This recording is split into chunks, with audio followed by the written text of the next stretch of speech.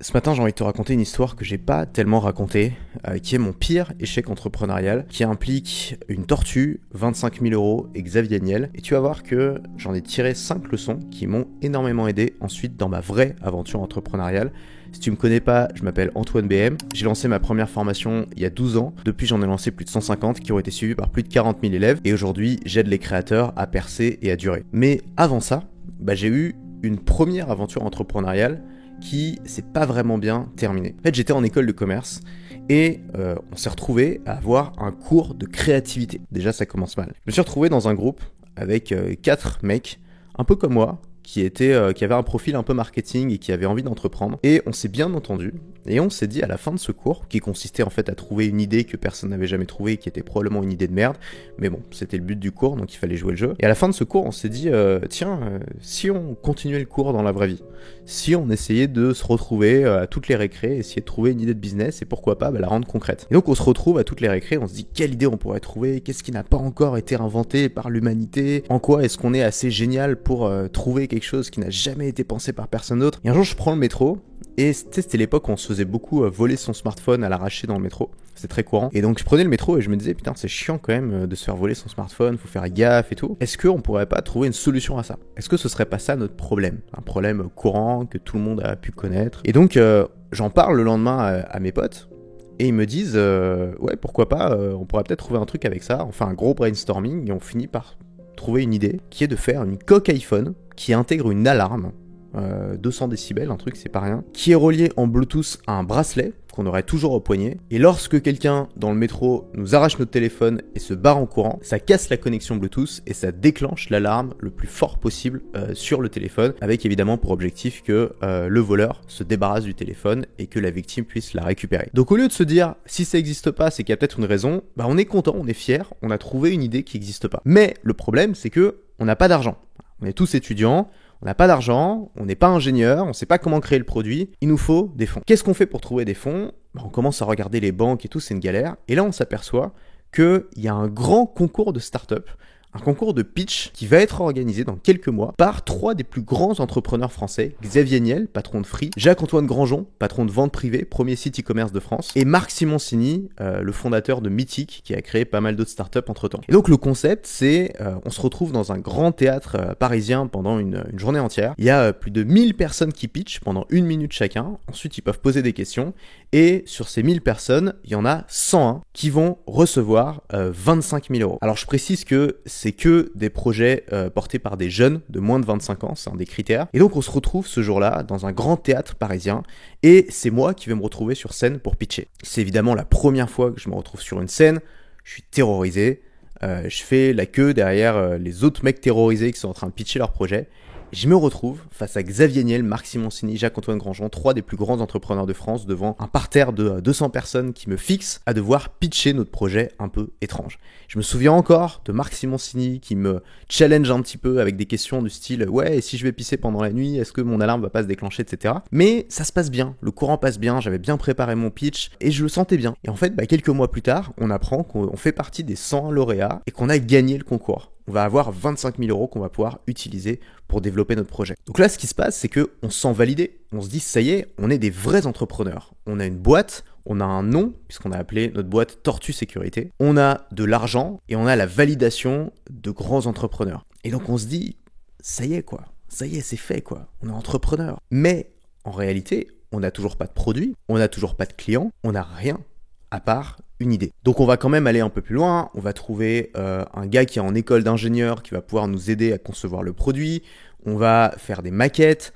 on va faire d'autres concours qui vont nous rapporter un peu plus d'argent, on va commencer finalement à faire les démarches, mais ce qui va se passer rapidement, c'est que on va se voir de moins en moins souvent, on va être de moins en moins motivé, il y en a un puis 2 qui vont quitter le groupe, et quelques années plus tard, on va se retrouver une dernière fois pour signer la dissolution. Donc oui, j'ai pris de l'argent à Xavier Niel et je lui ai jamais rendu. Désolé. En tout cas, j'en ai tiré 5 leçons de cette expérience parce que ce qui est intéressant, c'est que pendant cette expérience entrepreneuriale qui a fait parler de nous dans l'école, on avait des articles qui sortaient dans le journal de l'école. Les gens qu'on croisait dans les couloirs nous demandaient « Alors, c'en est où cette boîte ?» On était des vrais entrepreneurs. Mais pendant ce temps-là, j'avais un petit projet dont je parlais pas trop, qui était pas très cool, qui était pas très sexy. C'était mon petit blog sur lequel je parlais de marketing. Il était suivi par quelques centaines de lecteurs. Je postais des articles de temps en temps. J'avais déjà vendu 2-3 formations, j'avais généré quelques milliers d'euros. Et ben ce blog-là, j'ai continué à le développer petit à petit. Et quand on a fermé cette boîte et que j'ai arrêté mes études, j'ai pu enfin m'y mettre à fond, commencer à gagner ma vie avec. Et aujourd'hui, c'est l'entreprise qui me fait vivre et qui m'a rapporté plus de 4 millions d'euros de chiffre d'affaires sur les dernières années. Donc les 5 leçons que j'en ai tirées, la première, c'est peut-être la plus importante, c'est que l'idée, c'est un leurre. Arrête de chercher une idée de business. C'est un piège, c'est quelque chose qui va te détourner de ta vraie mission et c'est aussi un instrument de procrastination. Parce que j'ai pas encore trouvé mon idée géniale, alors j'attends pour entreprendre. Je pense qu'un des pires mythes qu'ont les entrepreneurs qui se lancent, c'est de penser qu'ils ont besoin d'une idée géniale, de faire quelque chose qui n'a jamais été fait. Il y a 6 milliards d'humains sur Terre, si ton idée n'a jamais été faite, c'est probablement pour une raison. C'est probablement qu'il y a des gens qui ont tenté de la faire, que ça n'a pas marché, qu'il n'y a pas de demande, qu'il n'y a pas de marché autour de ça, et qu'il vaut mieux te lancer dans un marché qui est déjà existant, mais qui est mal servi. Et de mieux le servir, de le servir différemment ou de servir une petite frange de ce marché au lieu d'essayer de réinventer la roue. Probablement qu'aujourd'hui, tu as des compétences, tu as des qualifications que tu pourrais mettre sur le marché, que tu pourrais vendre, qui pourraient faire de toi un entrepreneur dès aujourd'hui, mais tu les prends pas au sérieux et tu es en train de chercher une idée géniale. Laisse tomber. Je t'invite à aller voir ma vidéo qui s'appelle « Arrête de chercher une idée de business » qui a déjà été vue des dizaines de milliers de fois et qui t'explique en détail pourquoi il faut laisser tomber ce truc de trouver l'idée géniale pour te lancer. La deuxième leçon que j'en ai tirée, c'est que un vrai entrepreneur, c'est pas cool. Un vrai entrepreneur, c'est un geek. C'est quelqu'un qui est obsessif, qui passe des heures par jour sur son ordinateur à se former sur des petits trucs qui n'intéressent personne. Moi, avec mes potes, quand j'étais en école de commerce, on voulait pas vraiment être entrepreneur. On voulait avoir l'air d'entrepreneur. On voulait pouvoir se balader dans les couloirs avec une veste de costume, un t-shirt et des baskets en train de tirer sur notre cigarette électronique et dire ouais, on a reçu des financements, on va commencer à lever des fonds. Mais c'est pas ça l'entrepreneuriat. L'entrepreneuriat, c'est une obsession pour quelque chose qui intéresse pas beaucoup de gens, mais qui répond aux besoins d'un marché. Le vrai entrepreneuriat, pour moi à l'époque, c'était pas ce projet cool où on gagnait des prix dans des concours de start-up. C'était mon projet pas cool sur lequel je bossais à côté, tout seul, à mes heures perdues, mes articles de blog qui parlaient de marketing et d'autorépondeur. C'était ma liste email que je construisais petit à petit et qui allait devenir le business que j'ai aujourd'hui. Ça n'avait rien à voir avec mes rendez-vous à l'extérieur, ça n'avait rien à voir avec ma tenue vestimentaire, ça n'avait rien à voir avec des levées de fonds, c'était juste une histoire d'obsession. La troisième leçon que j'en ai tirée, c'est que entreprendre, c'est pas lever des fonds. Quand tu as levé des fonds, tu n'as encore rien fait. Et nous, on est vraiment tombé dans ce piège de se dire, c'est bon quoi, on l'a fait, we made it, on nous a donné de l'argent. Alors 25 000 euros, c'était pas beaucoup, mais on avait déjà des discussions avec des investisseurs. Il y en avait un qui nous avait parlé d'1 million. Nous, on était là, 1 million quoi. Mais ce qu'on avait oublié, c'est que on n'avait rien d'autre qu'une idée. On avait tous le même profil, on n'avait aucune compétence. Notre idée, elle pouvait être reprise et appliquée par n'importe qui. On n'avait pas de clients. Et on n'avait pas de produit. Le drame aujourd'hui du monde des startups, c'est que pour beaucoup de start-upers, le jeu est terminé au moment où ils ont levé des fonds, alors qu'en réalité, il n'a même pas commencé. Et c'est pour ça qu'aujourd'hui, moi je fais beaucoup plus confiance aux entrepreneurs organiques, aux entrepreneurs qui commencent tout petits, avec un truc qui les passionne, dans lesquels ils sont bons et qui développent leur activité très rapidement en créant des vrais produits qui vendent à des vrais clients. Quand tu vois le taux de succès de la startup moyenne, y compris celle qui lève des fonds, tu comprends que c'est pas un modèle viable pour l'immense majorité des entrepreneurs. Aujourd'hui, on est arrivé dans une économie de la débrouille.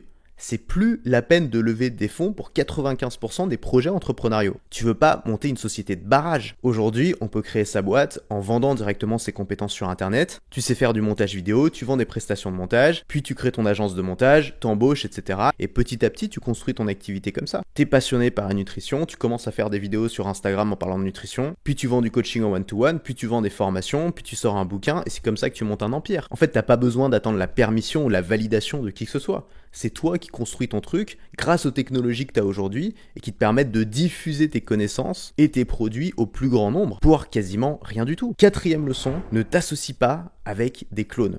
Ça, c'était aussi une erreur, c'est qu'en fait, on s'est dit, mais c'est parfait, on a tous le même projet, donc on va s'associer ensemble. Mais en fait, ce qu'on voyait pas, c'est qu'on avait aussi tous les mêmes compétences, c'est-à-dire quasiment zéro. On avait une affinité avec le marketing, on avait un peu de vision, mais ça s'arrêtait là.